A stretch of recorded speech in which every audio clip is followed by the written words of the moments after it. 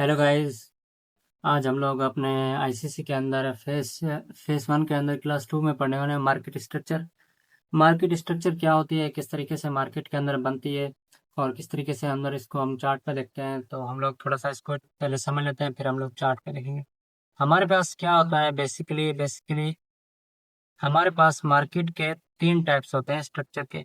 एक होता है हमारे पास ये बुलिश ट्रेंड। ट्रेंड के तीन टाइप होते हैं। एक होता है हमारे पास ये बुलिश ट्रेंड हो गया। दूसरा हमारा होता है यहाँ पर डाउन ट्रेंड या अप ट्रेंड, इसको बोल सकते हैं। ये अप ट्रेंड हो गया।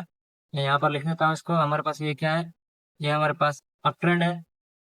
ये हमारे पास डाउन ट्रेंड है।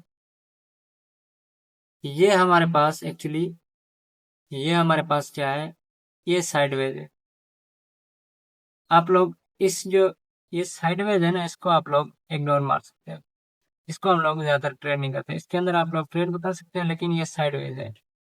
साइडवेज के अंदर आप लोग ट्रेड नहीं कर सकते। आप लोग अप ट्रेंड और डाउन ट्रेंड इसके अंदर आप लोग ट्रेड कर सकते हैं। ये थे हमारे कुछ ट्रेंड के किस्म। ये हमारे पास अप ट्रेंड है, ये डाउन ट्रेंड है, साइडवेज। ये तीन किस्म होते हैं। और आगे हम लोग पढ़ते हैं थोड़ा सा इस ट्रेंड को हम लोग किस तरीके से आइडेंटिफाई करने की कोशिश करते हैं। ये हमारे पास अब हम लोग थोड़ा सा अप ट्रेंड को पढ़ने की कोशिश करते हैं। अप ट्रेंड किस तरीके का? इसको मैं थोड़ा सा हटा देता हूँ। ये थे तीन ट्रेंड के किस्म। अब हमारे पास अप ट्रेंड है।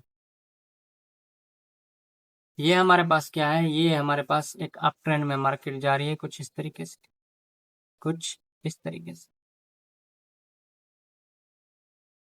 कुछ इस तरीके से। ये हमारे पास मार्केट क्या कर रही है? एक अप ट्रेंड में जा रही है। अब अब हम लोग इसको क्या बोलते हैं? इसको क्या बोलते हैं? इसको क्या बोलते हैं और इसको क्या बोलते हैं?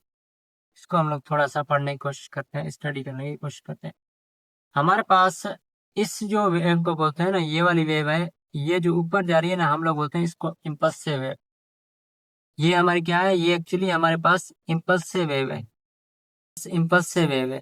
और इसको आप लोग रिट्रेसमेंट भी बोल सकते हैं, इसको हम लोग करेक्टिव वेव भी बोल सकते हैं, या करेक्शन भी बोल सकते हैं हम लोग। मैं यहाँ पर लिख देता हूँ, आप लोगों को अगर समझ में नहीं आया तो। हम लोग यहाँ पर इसको क्या बोलते हैं? इसको हम लोग बोलते हैं इम्पल्सिव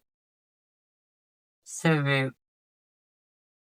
ये जो जा रही है ना वेव, ये वाली वेव हम लोग इस वेव को बोलते हैं एक्चुअली इम्पल्सिव वेव। और ये वाली जो नीचे आ रही है ना, इसको बोलते हैं हम लोग रिट्रेसमेंट। आप इसको रिट्रेसमेंट भी लिख सकते हैं, और इसको आप लोग करेक्टिव वे भी लिख सकते हैं, करेक्शन भी लिख सकते हैं इसको, क्योंकि ये मार्केट करेक्शन कर रही है। आप इसको दोनों को बेच सकते हैं। ये हमारे पास क्या हुआ? ये एक इम्पल्सिव वेव लगी, उसके बाद करेक्शन आई, उसके बाद इम्पल्सिव वेव लगी, उसके बाद करेक्शन आई, उसके बाद इम्पल्सिव वेव, उसके बाद करेक्शन, और उसके बाद इम्पल्सिव वेव। ये होती है हमारे पास इम्पल्सिव वेव करेक्शन।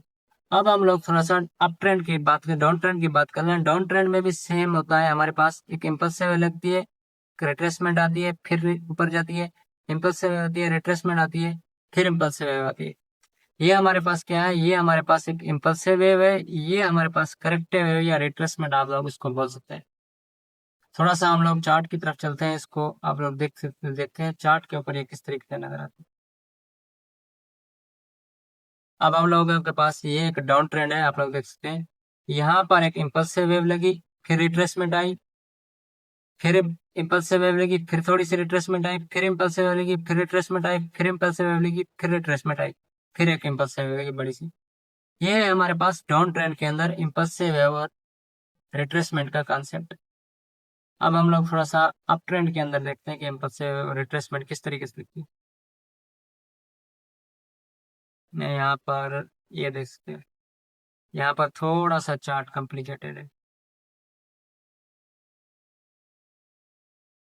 ये देख सकते हैं हमारे पास ये एक इम्पल्सिव वेव है, उसके बाद ये रिट्रेसमेंट है, फिर ये इम्पल्सिव वेव है, यहाँ पर रिट्रेसमेंट है, फिर ये इम्पल्सिव वेव है, यहाँ पर रिट्रेसमेंट है, फिर ये इम्पल्सिव वेव है। कुछ इस तरीके से अब ये वाली जो है ना इम्पल्सिव वेव है, ये छोटी सी हमारे पास रिट्रेसमेंट है, ये पूरी इम्पल्सिव वेव है, ये हमारे पास एक रिट्रेसमेंट है। ये सारी चीजें आती है इस मार्केट स्ट्रक्चर के अंदर। थोड़ा सा हम लोग अब आगे पढ़ने की कोशिश करते हैं। अब हम लोग नेक्स्ट लेक्चर के अंदर पढ़ेंगे कि इसको हम लोग क्या बोलते हैं। इसको हम लोग क्या बोलते हैं, ये जो ब्रेकआउट करती है हम इसको क्या बोलते हैं।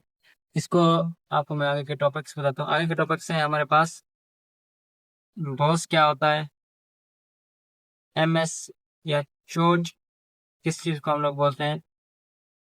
उसके बाद हमारे पास रिट्रेसमेंट क्या होती है, रिट्रेसमेंट हम लोग किस तरीके से देखते हैं। रिट्रेसमेंट हम लोग किस तरीके से देखते हैं, ये सारी चीजें हम लोग आगे के लेक्चर में अंदर पढ़ेंगे। Thank you so much guys.